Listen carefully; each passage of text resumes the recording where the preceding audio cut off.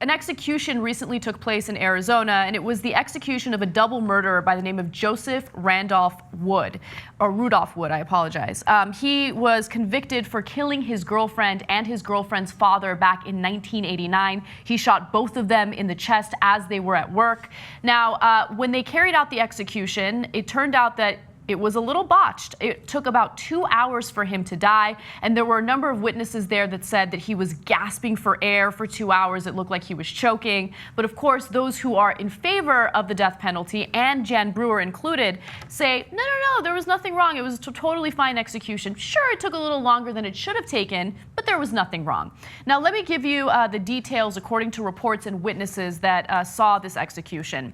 According to reports, the process at the state prison in Florence began at about 1:30 p.m. Wednesday and dragged on long enough that more than an hour after the execution started, Dale Bach, the federal public defender's office, sent 2 other lawyers out to file an emergency motion asking the 9th U.S. Circuit Court of Appeals.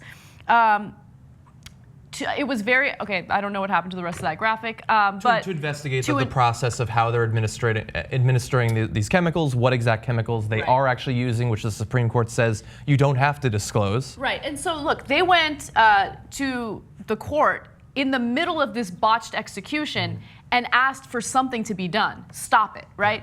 But by the time they got their answer, it was too late. He had died. Again, it took 2 hours for him to die. Now, there was a man by the name of Troy Hayden there. He's with Fox 10 News in Arizona, and he witnessed it, and here's what he had to say. It was very disturbing to watch, like a fish on shore gulping for air. At a certain point, you wondered whether he was ever going to die. So let's just stop here for a second before I give you more details as to why this has become a really big issue in the country. So even if you're in favor of the death penalty, even if you think that all the evidence indicating that the death penalty doesn't make sense, that we kill innocent people, if you ignore all of that stuff and you still say I'm in favor of the death penalty, we have something in our Constitution that indicates that we should not carry out cruel and unusual punishment. An execution that leads to a man gulping and trying to breathe for 2 hours, slowly dying, falls under the category of cruel and unusual punishment. And I think a lot of people have a visceral reaction, understandably so, when it comes to someone who's convicted of a double murder. But at the same time, you can't have a system put in place that tortures people before they die. Yeah. And actually, one other point before we continue on, because we're going to lay out a lot of reasons why we think that this is evidence that they should at least drastically overhaul and investigate how they carry out the executions, if not possibly follow along with the rest of the industrialized Western world and stop doing them at all. Let's just be clear. We don't think this was a good guy. What he did was absolutely terrible. I would be totally fine with him being locked up for the rest of his life. I think that it's one thing perhaps if you commit a crime of this magnitude when you're too young to really know what you're doing, or if you have mental problems or something like that. But if an adult is doing them, that's not somebody I want walking around. We don't want to release them or anything like that. So clearly he needed a strong punishment.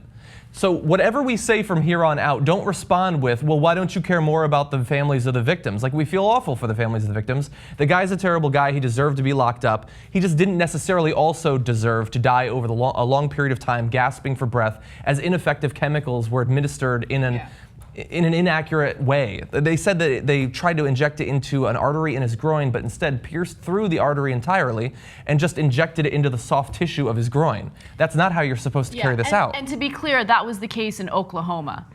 So there was a botched execution that took place in Oklahoma, and that's when they injected it through the groin. And in this particular case, they had an easy time injecting the lethal injection through his veins. Oftentimes they do it through the groin if they have a hard time finding a vein large enough to do the injection.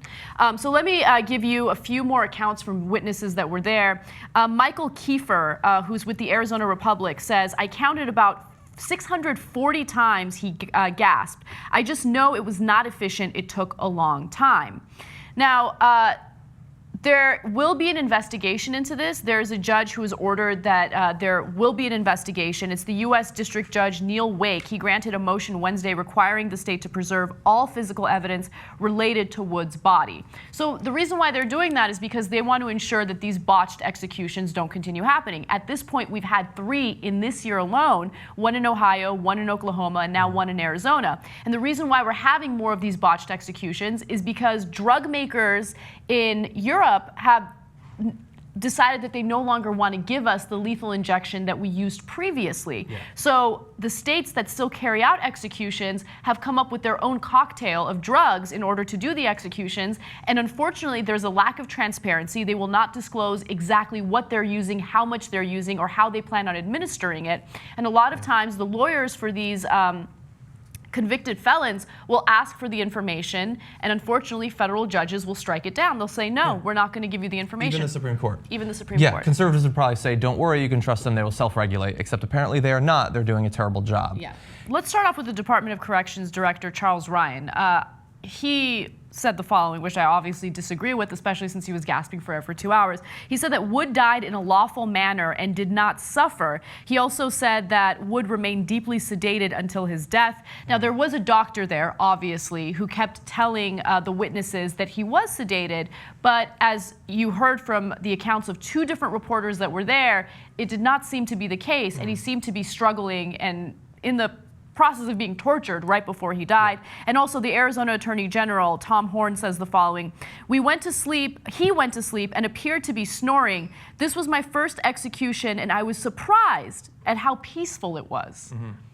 He was gasping for air 640 times, according to one account. Yeah. I mean, that's every one more peaceful than the one that came before it.